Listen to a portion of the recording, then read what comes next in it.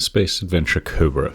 There's a name I've not heard since the IP peaked in the late 90s, and since we have to go that far back to the last time it was relevant, it's best to give you a little rundown on what Space Adventure Cobra is, in addition to reviewing the video game that you're currently checking out. Back in 1978, Yuichi Terasawa created the manga known as Cobra, a pulpy sci-fi action-adventure series that placed you in the shoes of treasure hunter and lovable wisecracking rogue Cobra. Cobra, along with his partner in crime, Lady Ameroid, traveled the galaxy searching for adventure and putting a stop to evildoers. To escape his enemies, the Space Pirates Guild, Cobra faked his death, changed his face, and erased his memory. But you can't hide forever, and the past always catches up. So Cobra once again finds himself going up against the Space Pirates Guild across a galaxy of adventure. In 1982, the manga was adapted into the classic Space Cobra anime, followed by a movie, 2 OVAs in the 90s, a reboot attempt in 2010, and merchandising that included video games. The original anime was a colorful extravaganza. Terasawa's creation was inspired by a variety of media, most notably samurai movies, spaghetti westerns, and a healthy dose of James Bond. It's a melting pot of ideas that shines through in its Saturday morning cartoon look. Make no mistake, as with many older anime and manga, darker themes were just as present in the source material and show, but they never diminished Cobra's cavalier and playful pulp spirit. And that spirit has made the transition into the video game as well, along with its bright, shiny, cartoonesque visuals and design. Now, despite taking its name from the movie, which I do think sounds better, Space Adventure Cobra: The Awakening faithfully adapts the first 12 episodes of the original 1982 anime. Licensed IPs are notoriously difficult to get right, and the amount of poor licensed video games, including those still filling up landfills, is a testament to that. But Space Cobra Adventure bucks that trend with a game that's not only faithful to the source material, but a really fun adaptation of it. As Cobra, you'll be tearing through the anime story in a classic side-scrolling action platformer. For a game based on an old IP, the developers have used old-school gameplay designs to bring Cobra's antics to digital life. You'll be running, jumping, air dashing, and sliding your way across a variety of locales, full of environmental hazards and enemies galore.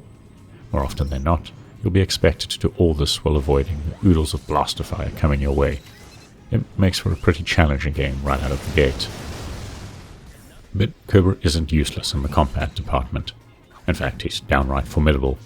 Keeping in line with the source materials, Bondi and inspiration, Cobra has a variety of gadgets at his disposal to even the odds. From a grappling hook to exploding cigars, and a revolver that disables shields, you have all the tools you need to take down the endless goons of the Space Pirates Guild. But it's Cobra's signature weapon, the Psycho Gun, that is your greatest ally. The Psycho Gun, basically a laser rifle that takes place of Cobra's left arm, is powered by the user's mental strength and, along with Cobra's life, one of the most coveted prizes in the Space Cobra universe. You have a high fire rate, a charge shot, and, the cream of the crop, thought-controlled shots that let you guide the Psycho Gun's beam to its destination, usually through multiple opponents. Finally, you can build up a super meter that lets you unleash the Psycho Gun in one explosive screen-clearing shot that decimates every visible enemy. One of the aspects that I really enjoyed is how the Psycho Gun turns encounters into small little puzzles that challenge you to clear out a section of enemies efficiently with a controlled shot. You can run and gun your way through each encounter in the most basic manner, but I don't recommend this, at least not on the default difficulty, which puts up a pretty stiff fight, especially in later stages where caution and exploiting all your abilities is key to survival. Depth has been added to the game in its stages by making sure there are plenty of power-ups and unlockables scattered across the environment. These range from items that increase your health and damage output, to artwork that can be used to customize Cobra's spaceship, the Turtle. Some areas can only be reached once you've gotten the requisite gadget, and this adds replay value to those looking to 100% the stages. Credit goes to the developers who have managed to keep this formula feeling fresh throughout the game's runtime by varying up the way in which levels are laid out, so you really feel like you've just done the same thing you did only 15 minutes ago, even though you have. There are multiple bosses to fight in each level, some of which do get overused, and they rely on the tried and true method of pattern recognition plus fast player reflexes. I really love the way in which the developers have integrated the anime into the game as well. Each of the levels is presented like a TV episode, with original clips providing all the story meat. But instead of just having a clip at the beginning or end of a mission, multiple clips play throughout each level, with each gameplay sequence leading in and out of the clip, thus making each section feel like a natural extension of the anime. And there's a lot of video here, so if you're not familiar with the anime and its art style, consider your education taken care of. Watching the anime clips, I'd also say that the original Space Cobra anime seems to have aged well. The animation is great, the voice acting is excellent, and it captures the golden age of anime in its spirit wonderfully, enough so that I'm tempted to jump back into the show again. The game's 3D visuals and environment design follow in nicely from the anime's look. Each new area feels pleasantly distinct, and the animation does a lot of work of helping Cobra's personality shine through his moves. I particularly love the animation for dodging an attack mid-air, the one with Cobra doing the splits to avoid whatever was coming his way.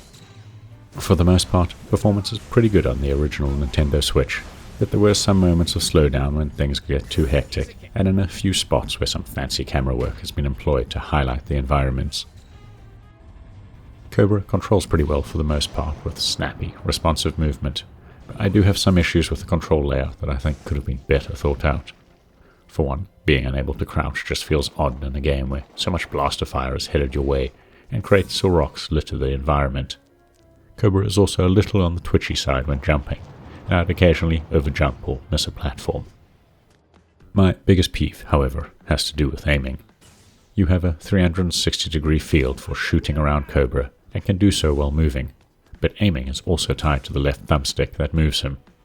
This makes for some frustrating run-and-gun moments when you're avoiding enemy fire while trying to hit enemies above, below, or at an angle to you. You can hold down the left bumper for precision aiming, but this locks you in place while firing, which is an issue with so many laser blasts heading your way at any given time. I feel like this needed to be thought out better. Perhaps put control of your gun on the right thumbstick that lets you just pan the camera slightly up or down. It becomes incredibly frustrating during boss fights when you only have a small window to hit the boss, but you can't stand still to do so because there are too many projectiles filling the air. I'll be among the first to admit that I wouldn't have thought to make a game based on Space Adventure Cobra, but I'm certainly glad that Magic Pockets has done so. Space Adventure Cobra: The Awakening has some control issues that need work, but the care, attention to detail, love, and inventive use of the source material is on display throughout the game's fun and carefully constructed design. Not only have they created a rare video game adaptation that does the source material proud, but they've also managed to rekindle my interest in an IP I haven't thought about for ages. If you've got this far, please consider giving the video a like and maybe subscribing to our channel, as it helps us grow.